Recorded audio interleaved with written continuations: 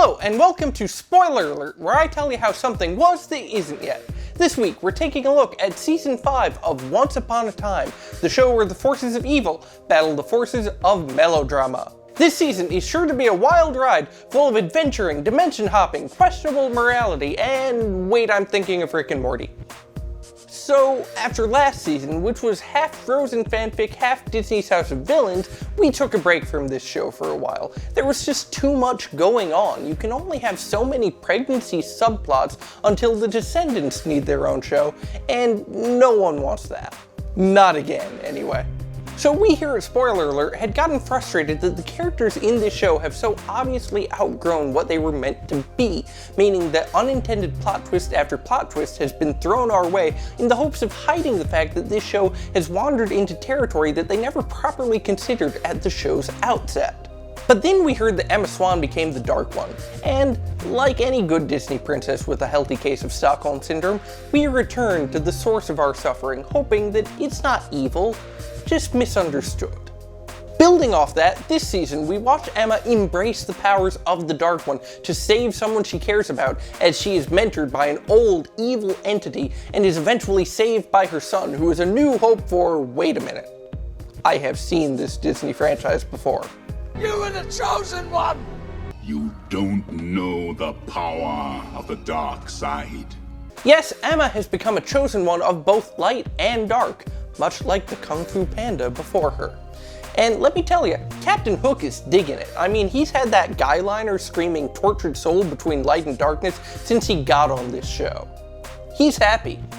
In a quest to control the creepy blonde darkness inside her, Emma and her family travel to Camelot, We're Knights of the Round Table, we dance where we're able. where they meet the aforementioned Knights of the Round Table and give King Arthur a hot tip about Guinevere and Lancelot.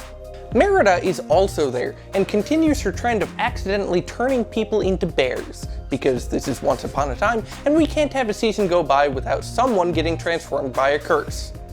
Meanwhile, back in Storybrooke, Belle is taking care of Mr. Gold, who's fallen into a magic coma after expelling all the evil from him a la Majin Buu.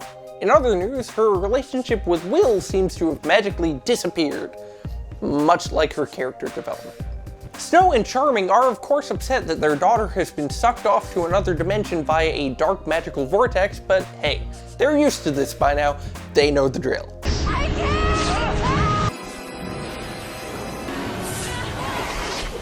Back with Regina, she's happy with Robin Hood, Emma has left Storybrooke so she has some time to spend with Henry, and Snow happens to be miserable, meaning that 4 seasons and a heaping helping of character development later, Regina has finally achieved everything she set out for at the start of this show.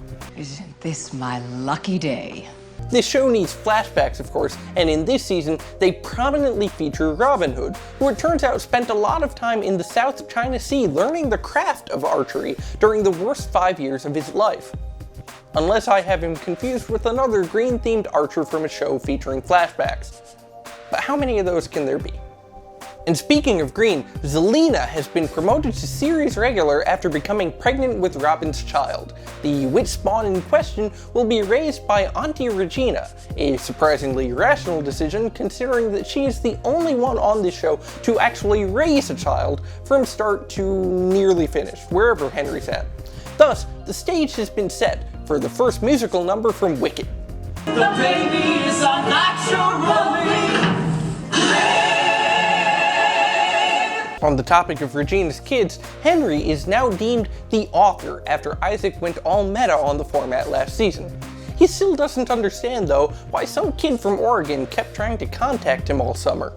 I have so many questions. Now, with the cast being so large, the creators are having a hard time pinning down all the actors' schedules. Tinkerbell, Aurora, and Mulan all have other engagements to worry about.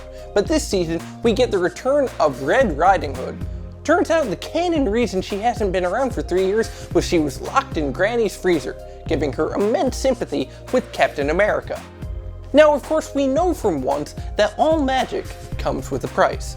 Join us next week as we discuss that cost, as it is either white, blue, black, red, or green. Yes, we're discussing the new Magic the Gathering set, Battle for Zendikar.